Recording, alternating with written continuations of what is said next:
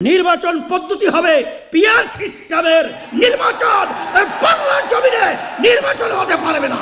এদেশ নিয়ে কেউ ছিনিমিনি করবে, এটা কে হোক আমরা সহ্য করবো না, দাঁত ভাঙা জবাব দেবো।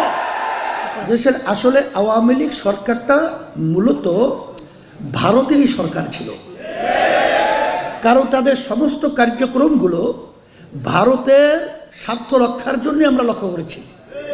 আমার দেশের স্বার্থের লক্ষ্য তাদের মাধ্যমে আমরা তেমন একটা দেখি নাই।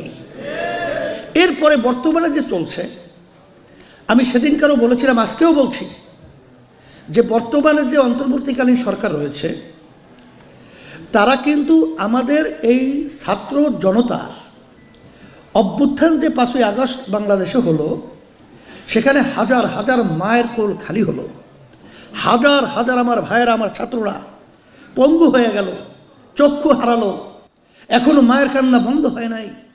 কিন্তু তখন আমরা দেখছি এই সরকার তো অগুছালো অবস্থায় তারা দেশ পরিচালনার দায়িত্ব পালন করতেছে।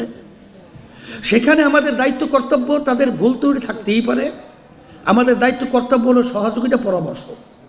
কিন্তু তাদেরকে অস্থিতিশীল করে তারপর তাদের থেকে দাবি আদায় করে নেওয়ার জন্যে এক পর্যায়ে আমি বলবো যে গত ফ্যাসিস্ট সরকার 2024 নির্বাচনে যে প্রকারই হোক তারা কিন্তু সরকার গঠন করে ফেলেছিল। তারা তো 5 বছর মেয়াদে ছিল, কথা ঠিক না? এখন পর্যন্ত 3 মাস 4 মাস যেতে পারে নাই। এর ভিতরে আমাদের যে তাড়াহুড়া, এর মাধ্যমে কিন্তু এই সরকার সুন্দরভাবে দেশ পরিচালনার যে সুস্থভাবে দায়িত্ব পালন করবে, এটা অনেক অংশে কিন্তু আমি বলবো ব্যাহত হয়েছে। এবং এর মাধ্যমে কি হলো, বারবার ফ্যাসিস্টের দোসররা সর্বত্র সব জায়গায় কিন্তু তারা কিন্তু ঘাপটি মেরে বসে আছে। সুযোগ পাবে তো সব ছবল মারবে। সেই ছবলে আমাদের দেশকে অশান্তি করার জন্যে বিভিন্ন প্রক্রিয়ায় তারা কিন্তু তাণ্ডব চালিয়েছে। আল্লাহর রহমতে তারা কিন্তু তাদের তাণ্ডব বাস্তবায়ন করতে পারে না।